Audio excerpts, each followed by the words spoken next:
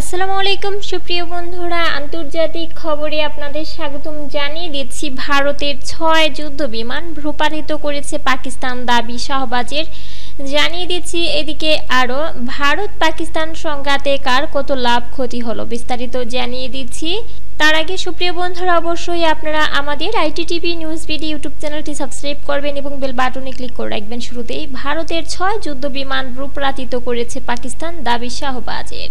অস্ত্রবিরতিতে সম্মত হওয়ার কয়েকদিন বাদে ভারতের আরও একটি যুদ্ধ বিমান ভূপাতিত করার দাবি করেছে পাকিস্তানের প্রধানমন্ত্রী শাহবাজ শরীফ। পাকিস্তান অবশ্য আগেই ভারতের 5টি যুদ্ধ বিমান ভূপাতিত করার কথা জানিয়েছিল, আর এবার আরেকটি ফাইটার জেট ভূপাতিত করার কথা জানানোর পর ভূপাতিত ভারতীয় যুদ্ধ বিমানের সংখ্যা দাঁড়ালো 6টিতে।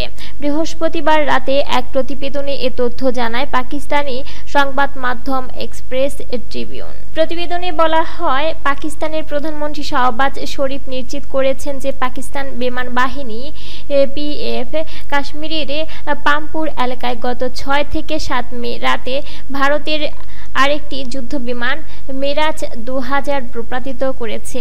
এ নিয়ে মোট 6টি ভারতীয় বিমান ভূপাতিত করার দাবি করল পাকিস্তান।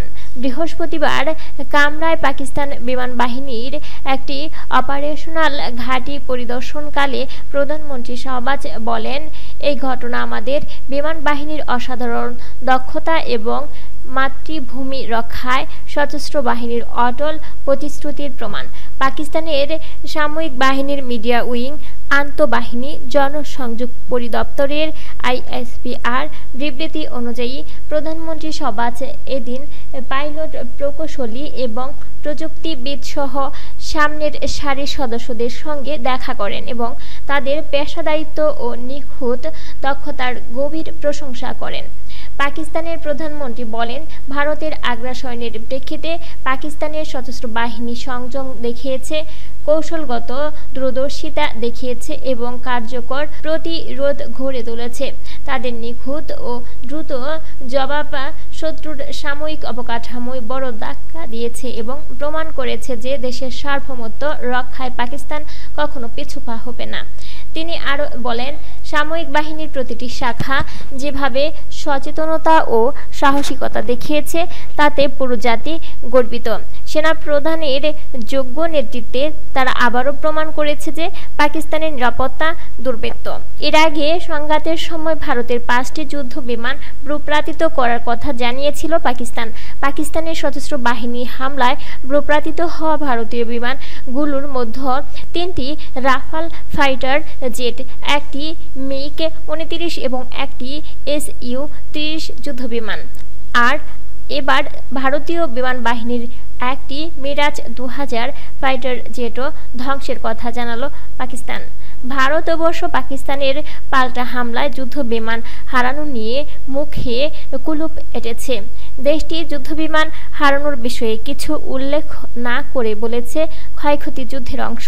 জানিয়ে দিব এদিকে আরও ভারত পাকিস্তান সংঘাতে কার কত লাভ ক্ষতি হলো, আল জাজিরার বিশ্লেষণ। 4 দিনের রক্তক্ষয়ী সংঘর্ষের পর 10 মে যুদ্ধ বিরতিতে সম্মত হয়েছে ভারত ও পাকিস্তান। বিশ্লেষকরা বলছেন, এই লড়াইয়ে কেউ পুরোপুরি জয়ী হয়েছে কিনা তা বলা কঠিন, তবে সংঘাতে দুই পক্ষই নিজেদের বিজয় দাবি করছে।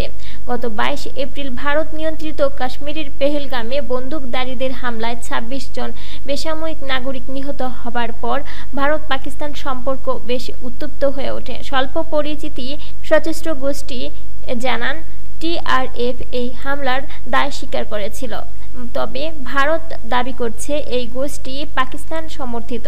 তবে পাকিস্তান এ অভিযোগ নাকচ করে দিলেও ভারতের প্রধানমন্ত্রী নরেন্দ্র মোদী প্রতিশোধ নেয়ার হুমকি দেন। এরপর দুই প্রতিবেশী দেশ একে অপরের বিরুদ্ধে পাল্টাপাল্টি নানা কূটনৈতিক পদক্ষেপ নিতে থাকে। এরপর সেই উত্তেজনা সাময়িক সংঘাতে রূপ নেয়। 7 মে সকালে পাকিস্তান নিয়ন্ত্রিত কাশ্মীরি এবং পাকিস্তানের পাঞ্জাব প্রদেশের 4টি স্থানে জঙ্গি ঘাঁটিতে ক্ষেপণাস্ত্র হামলা চালায় ভারত।